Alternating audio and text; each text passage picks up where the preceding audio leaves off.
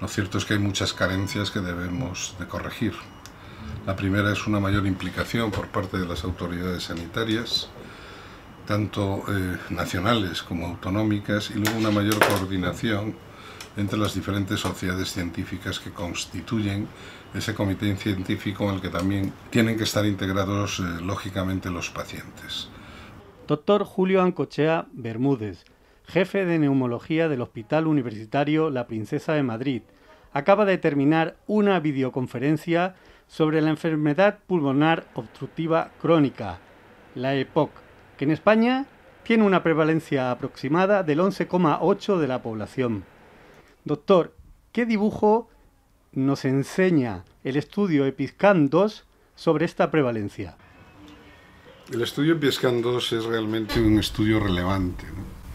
Sabemos que la EPOC es una enfermedad prevenible que está íntimamente ligada al consumo de tabaco, pero también EPISCAN-2 nos demuestra que la EPOC se está rejuveneciendo y se está feminizando. Rejuveneciendo, ¿por qué? Porque cada vez le damos más importancia a otros factores que no están directamente relacionados con el tabaco. EPOC no es solo tabaco. Nos preocupa mucho el desarrollo pulmonar anómalo, la prematuridad. Las mujeres españolas cada vez se quedan embarazadas en edades más tardías, cada vez hay más niños prematuros. Es importante el registro que se está realizando en España de displasia broncopulmonar, de manera que esto hace, junto con infecciones respiratorias en la infancia, por ejemplo por el virus respiratorio sincitial, etcétera, que factores no relacionados directamente con el tabaco puedan reflejarse en la aparición precoz, cada vez más precoz, de la EPOC. Hay factores ambientales, por otro lado, y hay factores del propio huésped que pueden ser genéticos, como el caso del déficit del alfa-1 antitripsina. Este es un primer mensaje. EPOC no solo tabaco, aunque el binomio EPOC y tabaco sigue vigente. EPISCAN-2 es un gran estudio epidemiológico y además tiene un interés especial, que es que está realizado en las 17 comunidades autónomas. La prevalencia de la EPOC en España en el año 2007 era del 10,2% de las españolas y españoles entre 40 y 80 años. 10 años después, EPISCAN-2 nos dice que la prevalencia actual en mayores de 40 años es del 11,8%, 14,6% en varones y 9,4% en mujeres. De manera que la prevalencia se incrementa fundamentalmente en mujeres hasta el punto de que en la Comunidad de Madrid la prevalencia de la EPOC es mayor en la mujer. Esta perspectiva de género es muy interesante. Hoy sabemos que existe una mayor susceptibilidad al humo del tabaco en la mujer. La EPOC en la mujer es diferente. Obviamente hay diferencias hormonales, pero también hay diferencias anatómicas, fisiológicas y de otro tipo que condicionan una EPOC diferente en el hombre y en la mujer. De manera que desde Iberpoc 1997, 9,1% de EPOC en España entre 40 y 69 años, EPISCAN-1 en 2007, 10,2% entre 40 y 80 años, a la situación actual que acabamos de publicar EPISCAN-2 en la revista Archivos de Bronconeumología, 11,8% de los españoles mayores de 40 años padecen EPOC.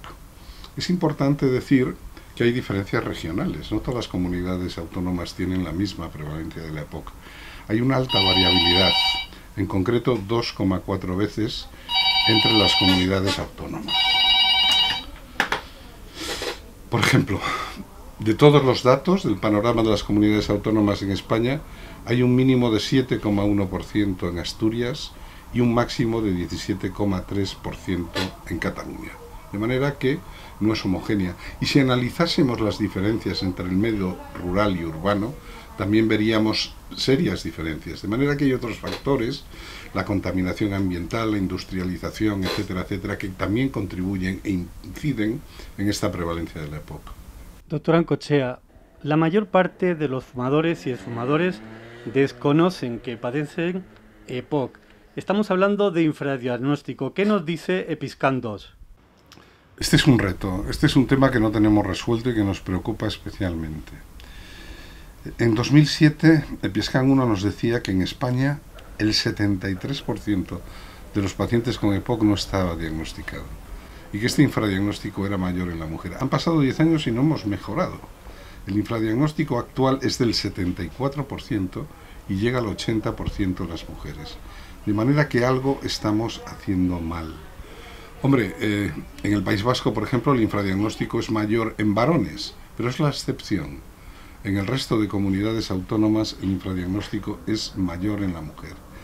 De manera que tenemos que recordar una serie de cifras que nos aporta Epiescandos. La prevalencia de la EPOC en España está aumentando, 11,8%, mayores de 40 años. Aumenta entre las mujeres, aumenta con la edad. Cerca del 30% de los mayores de 80 años padecen EPOC. Afortunadamente parece que empieza a disminuir el número de fumadores activos y sigue habiendo una gran variabilidad en la prevalencia, pero el infradiagnóstico no lo hemos resuelto. Tenemos que democratizar la espirometría, tenemos que democratizar la espirometría en el ámbito de la atención primaria, pero no solo en la atención primaria. Le decía antes que la EPOC se está rejuveneciendo. Debemos llevar la espirometría al medio laboral, a las universidades, al sacarse el carné de conducir. Hay que hacer espirometría con prueba broncodilatadora antes en diferentes ámbitos. Doctor Ancochea, ¿qué otros objetivos Diana se plantea Epiescandos? Epiescandos pone el énfasis en que la EPOC es el paradigma de enfermedad crónica, con frecuentes manifestaciones extrapulmonares asociadas a la propia EPOC, al envejecimiento y al tabaquismo, y que la EPOC mata lentamente.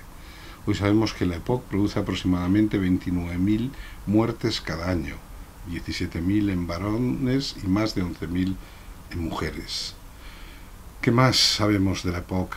Que consume muchísimos recursos. Consume el 2% del presupuesto de la sanidad pública española y supone un gasto que llega a alcanzar los 3.000 millones al año. Y aquí es importante decir que estamos llegando tarde a la EPOC.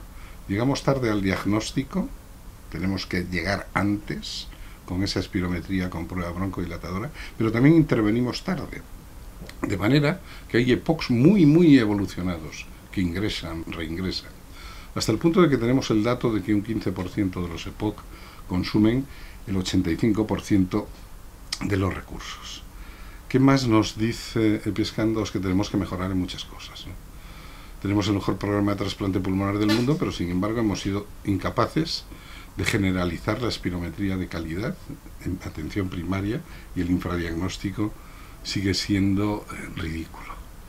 Tenemos que mejorar la coordinación entre primaria y especializada. Tenemos que hablar de procesos asistenciales integrados en el manejo de la EPOC en fase estable y de la exacerbación de la EPOC. Tenemos que establecer indicadores, hay que medir indicadores clave de estructura, de proceso, de resultado. Tenemos que buscar alternativas a la hospitalización convencional, aplicar las nuevas tecnologías, la telemedicina, el Big Data. Tenemos que buscar la colaboración de todos, público-privada, sociosanitaria, y establecer alianzas, también con la industria farmacéutica, con las empresas tecnológicas. Y por otro lado, necesitamos más apoyo de las instituciones, apoyo institucional y algo muy importante, coordinación interinstitucional, que a veces deja mucho que desear. Y luego, bueno, hay que educar para la salud en EPOC, ya desde el colegio. La educación para la salud es algo muy relevante. Y hay que tener en cuenta que el paciente tiene que ser un paciente formado e informado. Formado e informado en autocuidados, que debe favorecerse la adherencia del paciente.